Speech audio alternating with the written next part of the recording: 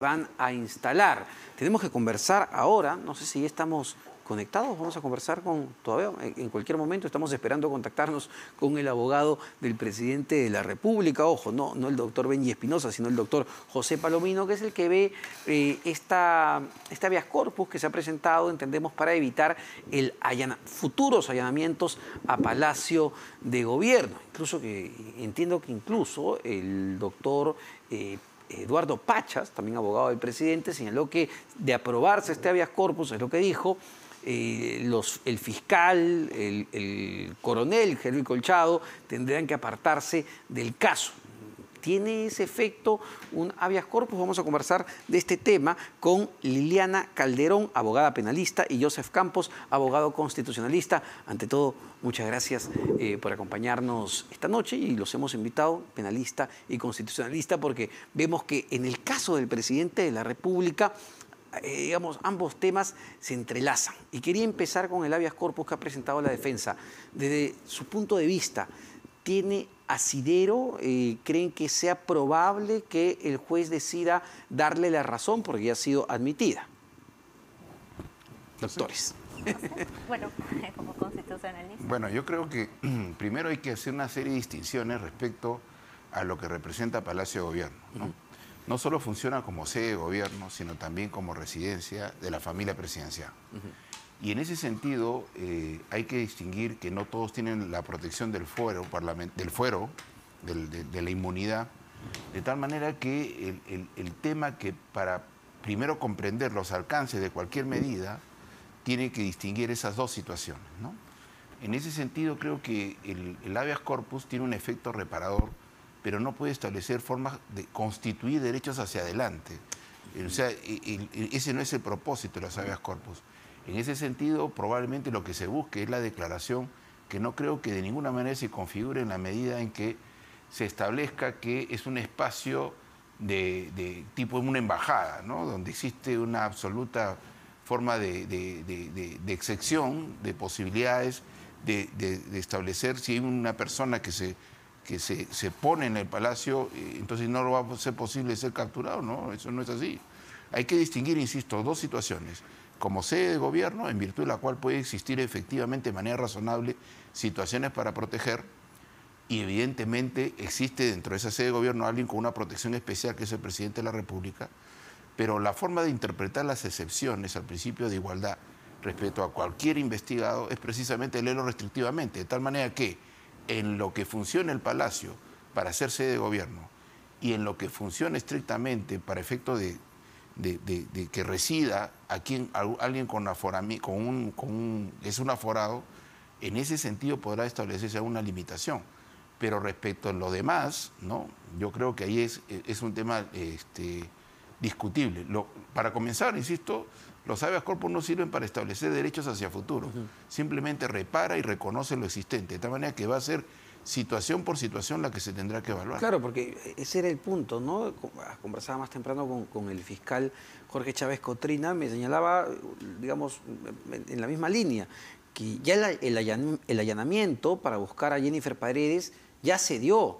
Entonces, digamos, ¿cuál sería el objetivo de presentar este habeas corpus, ¿no? Porque entendemos que el juez decidirá si aprueba o no futuros allanamientos. Así es.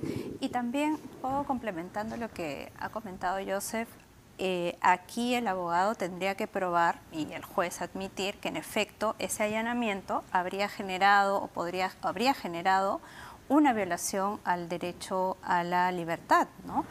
Y yo coincido en ese sentido con Joseph, que va a ser muy complicado que puedan, pese a haberse admitido, porque digamos es la primera etapa, ¿no?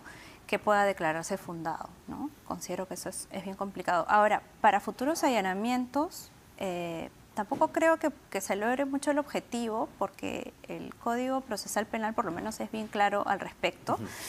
Y en segundo lugar, ya el fiscal de la Nación en su momento señaló cuál es el ámbito, en todo caso el alcance, respecto de aquellas medidas que puede otorgar el Ministerio Público o que puede solicitar el Ministerio Público. Y en etapa de investigación preliminar, el allanamiento es una medida posible, ¿no? Ahora, pero sí, y esto me parece interesante, el juez Justiniano Romero aprueba el allanamiento para la residencia de Palacio. Usted lo decía muy claramente, ¿no? Son dos espacios distintos, donde vive el presidente de la República, entendemos que es su espacio familiar, y lo otro es las oficinas de Palacio de Gobierno, que además se conectan con la presidencia del Consejo de Ministros. Entonces, la medida se aprueba para la residencia, pero no para las oficinas. ¿Por qué? ¿Tiene algún tipo de protección constitucional las oficinas o digamos, no sé, no sospechaban que seguir por la oficina? Y hay un antecedente curioso que probablemente para algunos le genere una esquizofrenia. Es el caso del fiscal Chávarri. ¿Te acuerdas? Claro. Entran a las oficinas de Chávarri. Yo particularmente pensé que merecía protección. ¿La oficina? Porque no eran las oficinas de los asesores, era el despacho del fiscal de la Nación. Sin embargo, se autorizó, se ingresó, a pesar que él es aforado, ¿no? Él es aforado. Entonces, si bajo la misma premisa que se permite una investigación preliminar, se habilitó y se consintió una intervención en las oficinas del fiscal de la Nación de entonces, a pesar de que él tenía aforamiento, con mayor razón se podrá establecer en la parte de lo que significa la residencia familiar, donde el único que tiene protección es el presidente de la República.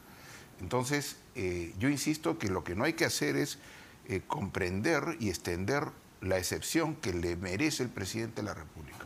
Yo más bien creo que la situación interesante se ha aparecido con la situación de que el mismo juez que autoriza el allanamiento luego no permite la incautación de las cámaras. Y creo que ahí hay una confusión, primero, de lo que pide el Ministerio Público, segundo, de lo que entiende el juez, de lo que puede dar y no puede dar, porque él ha dicho que él no está investigando al presidente. Y creo que es ahí donde aparecen las confusiones, insisto, de la residencia con la oficina. Ajá. Y no distinguir quién es el protegido y a quién se está investigando. En este caso, creo que efectivamente existen situaciones razonables por la cual uno debería establecer un pedido de intervención, de incautación, restringiéndolo estrictamente al objetivo, que es verificar si Jennifer Paredes estuvo o no estuvo.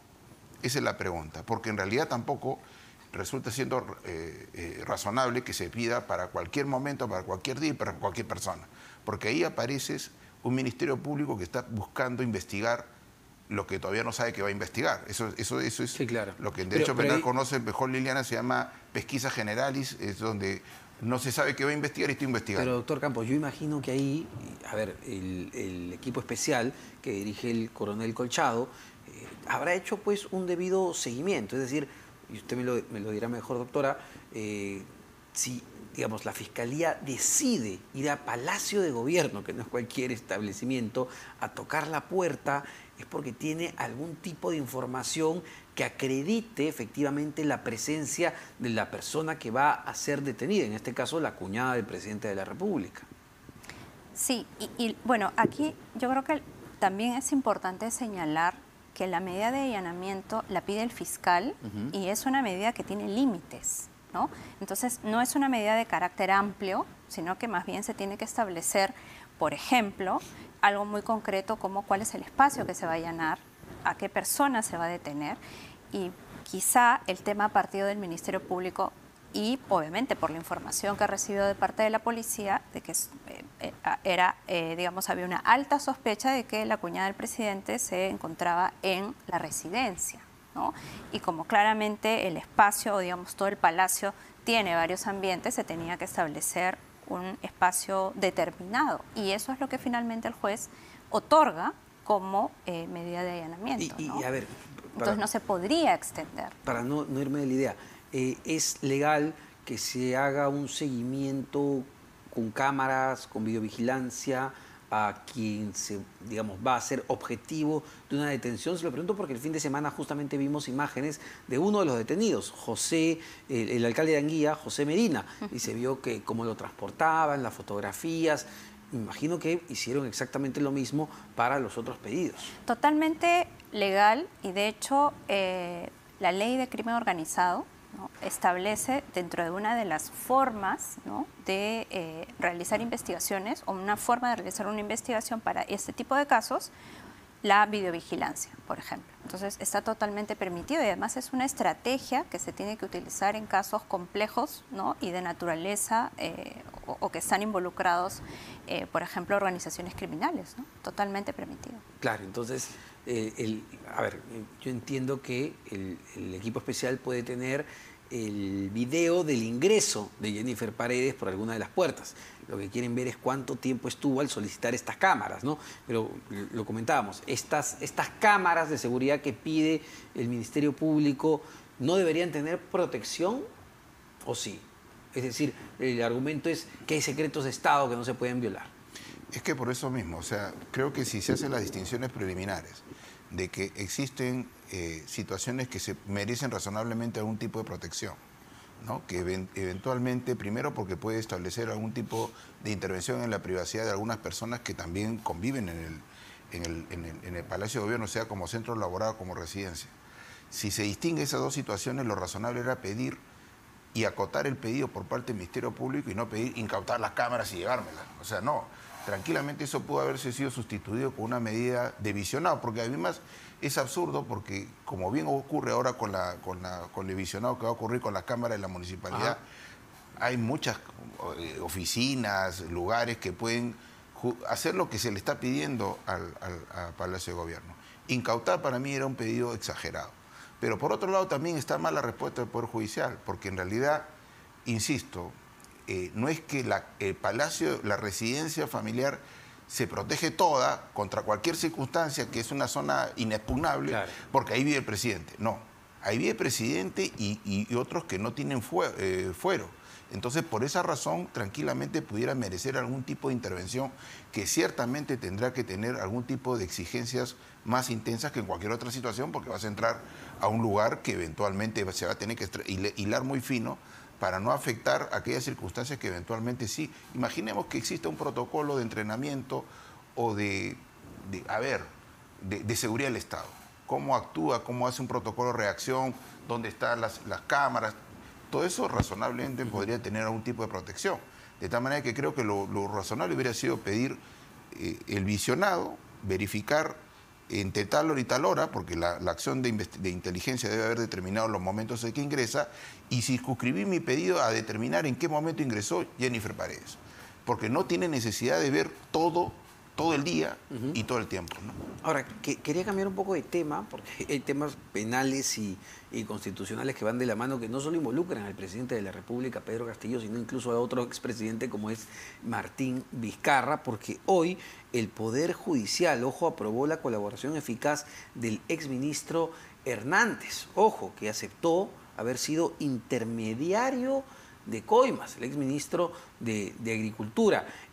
Doctora, cuando, el Poder Judicial aprueba, entiendo, una colaboración eficaz, que ya lo hemos visto, escuchado en estos casos, colaboran con la Fiscalía, pero ¿qué significa que el Poder Judicial apruebe la colaboración eficaz? ¿Lo lleva a una etapa superior? ¿Es porque la investigación está más avanzada? ¿Cuál es la implicancia de esto? Sí, que el Poder Judicial apruebe una colaboración eficaz significa que ese proceso ha culminado las dos etapas previas, ¿no? La primera, que es acercarse al Ministerio Público, digamos, el colaborador, ¿no?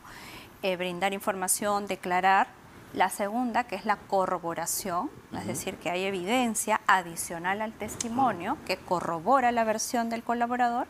Y finalmente lo que llega es la convalidación judicial, es decir, el juez, habiendo hecho un control de legalidad, habiendo revisado las evidencias, las declaraciones y toda la prueba periférica, considera que el testimonio es valioso. Exacto, valioso, que cumple con el estándar y que tiene la evidencia que corrobora justamente eso. Decir, ¿no? Solo para reiterar, es decir, si ya un juez aprueba la colaboración es porque, no, lo que dice es fuerte, pero no solo lo que dice, sino que además ha presentado estas pruebas que corroboran lo que dice. Así es. Tremendo. Vamos a hacer una pausa y venimos para seguir comentando este tema y las implicancias también constitucionales. ¿Tiene algún tipo de protección ya el expresidente Martín Vizcarra o todo lo contrario?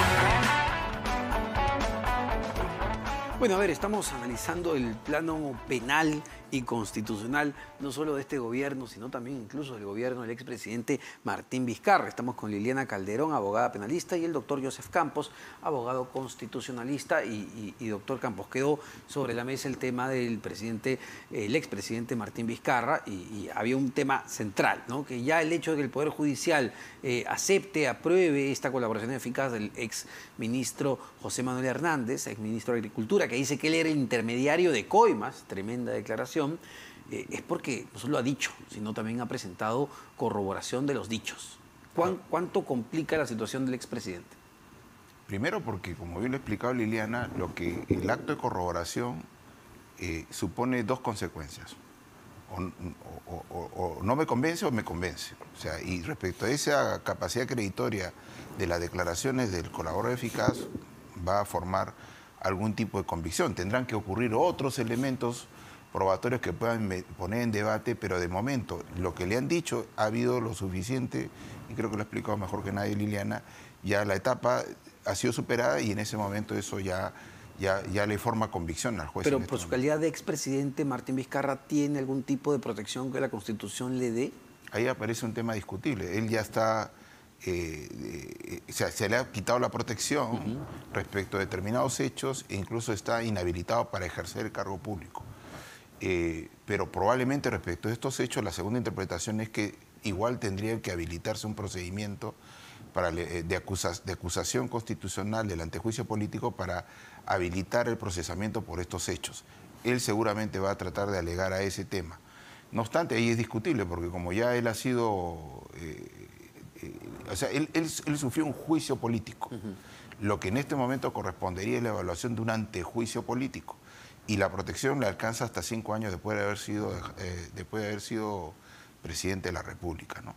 Entonces ahí va a haber una materia de discusión. Yo soy de los que creen que ya no sería necesario, pero sí admito que es discutible la posibilidad de que él alegue de que él fue objeto de un juicio político, ¿no? Se le ha determinado que es un infractor de la Constitución, pero que él todavía le asiste el derecho a que se evalúen las imputaciones de orden penal, porque los antejuicios políticos tienen una sola función, a pesar de que a veces se maltrata a través del propio Congreso en su uso, ¿no? El antejuicio político tiene como función determinar que si detrás de la acusación de contenido penal existe una motivación política. Ese es el resumen.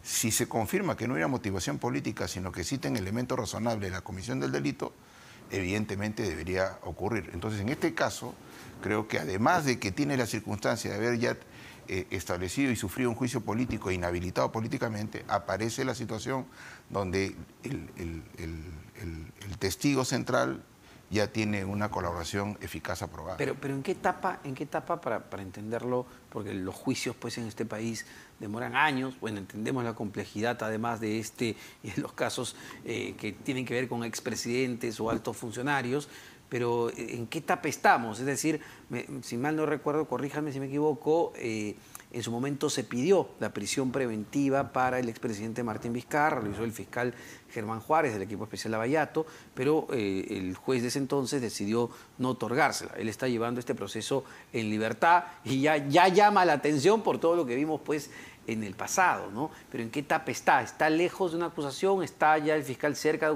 de acusar a partir de esto? Bueno, tengo entendido que se encuentra en etapa de investigación preparatoria. Es decir, ya pasamos la etapa preliminar, que es la que, por ejemplo, se encuentra actualmente en la investigación del presidente de la República. Se ha formalizado la investigación preparatoria y estamos en esa fase. Ahora, para que lleguemos a la acusación, o digamos, para ser más exactos, a la etapa intermedia, ¿no?, tendrá que concluir la investigación preparatoria y el fiscal tendrá que ver qué evidencias tiene en su conjunto y tomar una decisión, si formula el requerimiento acusatorio o más bien pide el sobreseimiento. Entonces creería que por esta colaboración y otras evidencias, seguramente una probabilidad sea la acusación. Cuando pasó lo de Vizcarra, lo hicieron los dos temas, el antejuicio y el juicio político. Lo que terminó es el juicio político. El antejuicio no le seguí mucho la pista, pero entiendo que todavía no se ha establecido en la habilitación. Entonces, probablemente se tenga que actualizar ese antejuicio político, porque corrió el juicio para evitar que obtenga la curul que había ganado en la elección. Entonces, lo que quedó en suspenso fue el antejuicio político. Entonces, si ese es el caso, no lo tengo muy claro, si ese es el caso, lo que tendrá que ocurrir es correr, porque en realidad ya no va a haber necesidad, o sea, se tiene que recurrir los pasos. Primero la subcomisión, la comisión permanente y luego el pleno. Pero en este caso, considerando lo que se está estableciendo en este momento, probablemente lo mínimo es que, la mínima conclusión es lo siguiente: sí se debe investigar y sí se debe procesar. Porque, como insisto, el objeto del antejuicio político es verificar si es que existe una motivación política detrás. Y ya con esto que se está evidenciando, ya, ¿qué otra? ¿Y le podrían solicitar en esta etapa o volver a solicitar una prisión preventiva, o dado que ya lo rechazó un juez, no hay razón, digamos, para esto? No, la prisión preventiva, como es una medida cautelar, depende de las circunstancias. Y sí se podría pedir siempre y cuando el Ministerio Público alegue principalmente peligro de fuga o peligro de obstaculización, ¿no? Es decir, que él, por ejemplo, creo que tiene impedimento de salida y otras restricciones, por ejemplo, no está cumpliendo con las restricciones, no está cumpliendo con las medidas que se le han otorgado de conducta, ¿no? De determinado comportamiento, y, por ejemplo, se evidencia que ha querido de pronto amenazar a un testigo, ¿no? En ese caso, quedaría la posibilidad que el fiscal pida la prisión preventiva, ¿no? Una pregunta final, doctor Campos, que tiene que ver ya con el plano constitucional, muy breve, nos gana el tiempo, sobre esto que se aprobó en el Congreso de la República para que se vaya al Tribunal Constitucional por un tema de competencias. El Poder Judicial le enmendó la plana al Parlamento, le dijo: oye, ustedes no pueden, tienes que detener el proceso de elección del defensor del pueblo por una serie de irregularidades. ¿Cuál es su punto de vista sobre ese tema? ¿El Poder Judicial se está excediendo, está interviniendo en competencias exclusivas del Parlamento? Bueno, lo que pasa es que esta situación que yo me imagino va a invocar el Congreso se refiere a una forma de conflicto competencial que fue creado a propósito de una sentencia que podría analogarse, que es el caso Casino y Tragamonedas, en virtud de la cual los casinos y tragamonedas tenían licencias a través del Poder Judicial. Fue Mincetur contra el Poder Judicial y obtuvo una decisión y se creó esta situación que se llama conflicto competencial por menoscabo. ¿Qué significa eso? Que la indebida ejecución de la competencia del Poder Judicial afecta a mi competencia como Mincetur. En este caso, evidentemente, la competencia para elegir al defensor del pueblo es del Congreso de la República. Entonces, lo que va a entrar a cuestionar es que el Poder Judicial, a través de su decisión judicial, ejercía de manera indebida, porque en realidad lo que hizo el juez en su interpretación es establecer una lectura, un juicio de valor sobre la condición y la calidad de este Congreso de la República para efecto de elegir o no. Y ahí entró el debate. Yo creo que el Congreso debió haber seguido el camino del Poder Judicial, porque lo que va a entrar en debate del Tribunal Constitucional es si efectivamente ejerció bien o mal la competencia del Poder Judicial. Y ahí se va a dar otro conflicto, que es, primero ya existe Congreso, Poder Judicial, y va a haber Tribunal Constitucional, Poder Judicial. Y ahí se forma una situación delicada. Qué complicado. Muchísimas gracias para ambos. Lamentablemente se nos acaba el tiempo. Hemos conversado con Liliana Calderón, abogada penalista, y Joseph Campos, abogado constitucionalista.